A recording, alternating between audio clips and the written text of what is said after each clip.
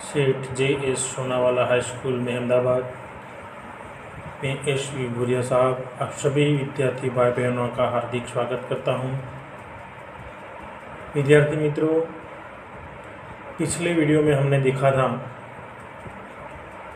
कि कृष्ण भक्ति के अंतर्गत मीराबाई ने कृष्ण के वियोग में जो दुख दर्द महसूस किया था उसका उन्होंने बहुत ही सटीक वर्णन किया था और उन वर्णन को हमने बारी से पढ़ के उसके शब्दार्थ के अर्थ को जानकर उसकी व्याख्या समझे थे।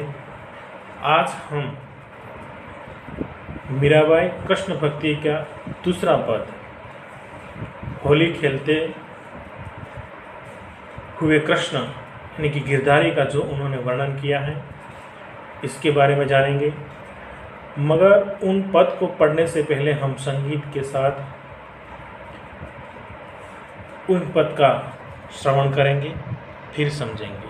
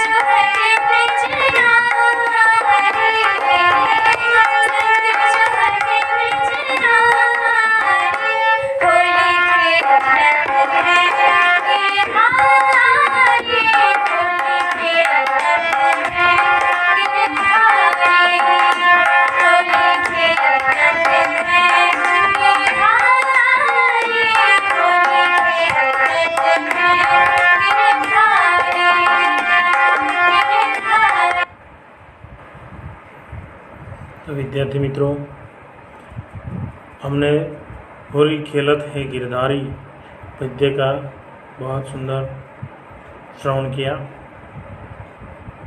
अब हम उस पद को बारी बारी से पढ़ते जाएंगे और उनके मीनिंग को समझते जाएंगे। होरी खेलत है गिरधारी यानी होरी यानी होली, खेलत यानी खेलना, गिरधारी यानी कृष्ण भगवान। गिरधारी शब्द का अर्थ शब्द समूह के लिए एक शब्द के रूप में भी पूछा जाता है, तो उसका अर्थ होता है कि गिरी को धारण करने वाला यानी गिरधारी। जब कृष्ण भगवान ने गिरी नाम के पर्वत को अपने हाथ में यानी अंगुली पे धारण किया था, तब से उनका नाम गिरधारी के नाम से भी जाना जाता है।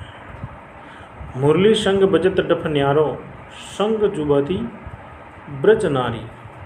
मुरली यानी बांसुरी, संग यानी जो चमड़े से मड़ा हुआ बाजा जो हाथों से बजाया जाता है, डफ यानी वो भी चमड़े से मड़ा हुआ बाजा जो लकड़ी से बजाया जाता है, न्यारो यानी सुंदर, संग जुबती यानी जवान युवान स्त्रियाँ, ब्रज नारी यानी ब्रज में निवास करने वाली स्त्री। वह भी शब्द समूह के लिए एक शब्द के रूप में भी पूछा जाता है कि जो ब्रज में निवास करने वाली स्त्री यानी कि ब्रज में निवास करने वाली स्त्री, तो वो ब्रज नारी कहलाती है। चंदन केसर चिरकत मोहन अपने हाथ बिहारी। चंदन और केसर, चिरकत यानी उसका छिड़काव करना, यानी चंदन और केसर का छिड़काव करते हैं अपने हाथों से मोहन यानी कृष्ण भगवान। भरी भरी मुट्ठी गुलाल लाल सहु देत सबन पे डारी। भरी भरी मुट्ठी गुलाल लाल, सहु यानी चारों ओर, देत यानी देते हैं, सबन यानी सब पे यानी पर, और डारी यानी डालते हैं, यानी कि मुट्ठी भर भर के गुलाल सभी लोगों पे ऊपर वो डाल रहे हैं। छेल शबीले नवल कान्हा संग श्यामा प्राण प्यारी।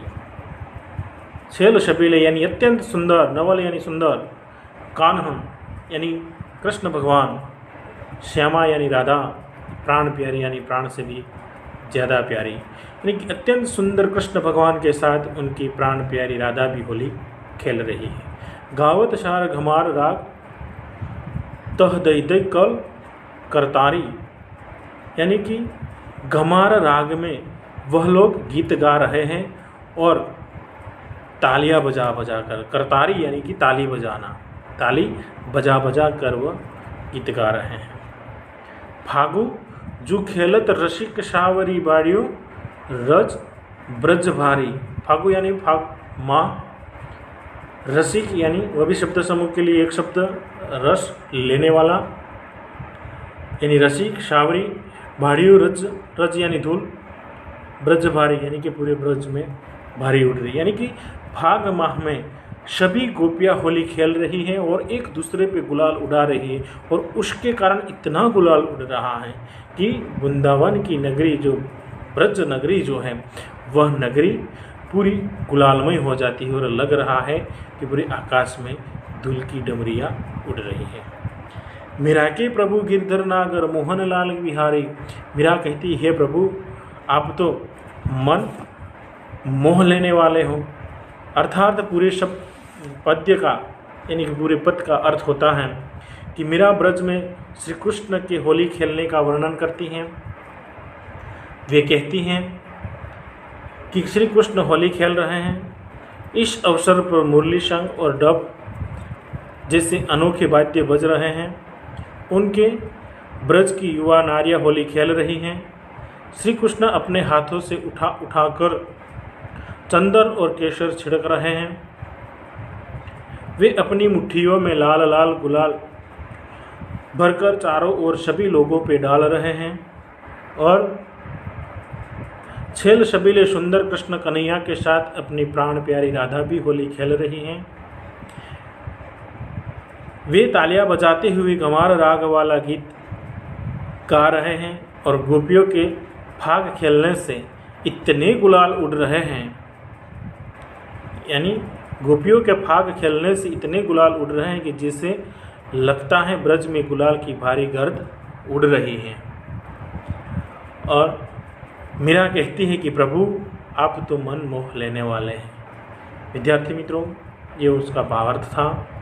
अब हम उनके वैकल्पिक प्रश्नों के बारे में जानते हैं कि ओलुरुई का क्या अर्थ है। तो इससे प्रश्न पूछे जाएंगे और उनके 4 ऑप्शन दिए जाएंगे आपको: विरोधी, माफिक, कौतूहल और विनय। तो मैंने पहले पद में आपको बताया था कि ओलुरुई शब्द का अर्थ क्या होता है।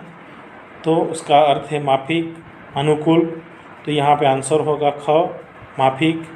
किसके बिना मीरा को कुछ भी नहीं सुहाता? राम, कृष्ण, हरि या शंकर।